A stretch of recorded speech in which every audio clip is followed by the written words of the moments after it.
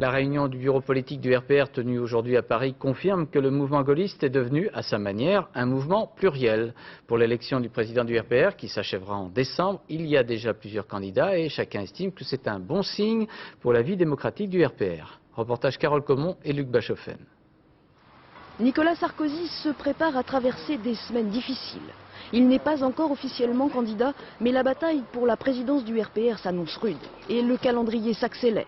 Il y a 2 jours, François Fillon, un proche de Philippe Séguin, annonçait sa candidature. Il y a aujourd'hui plusieurs lignes politiques qui s'affrontent. Je crois que nous devons faire trancher cette question par les militants et la seule façon de la faire trancher, c'est l'élection du président. Et voilà qu'un nom fait désormais l'objet de toutes les attentions, celui du sénateur Jean-Paul Delevoye.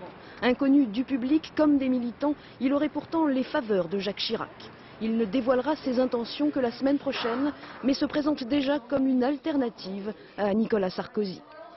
Je crois qu'il n'y a pas d'opposition de personne, il y a là simplement la volonté exprimée par les uns et par les autres de redonner du souffle à la pensée gaulliste et de permettre à la base de pouvoir s'exprimer. L'Élysée qui semble suivre de près la bataille en cours au RPR. Il y a quelques heures, Renaud Muselier, autre candidat déclaré, s'affichait à Saint-Pierre-et-Miquelon aux côtés de Jacques et Bernadette Chirac. Ce matin, la perspective d'une campagne animée le mettait plutôt de bonne humeur. On est 2 maintenant, hein, donc il y en a quand même, ça commence à sortir. Voilà. On voit que le débat est en train de s'engager. C'est intéressant. Le bureau politique du RPR a défini aujourd'hui les modalités d'organisation de l'élection et déjà l'ambiance s'alourdit. Certains craignent que Nicolas Sarkozy, aujourd'hui à la tête du parti, ne soit favorisé au cours de la campagne.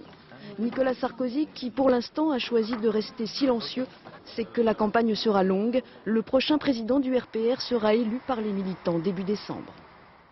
Remise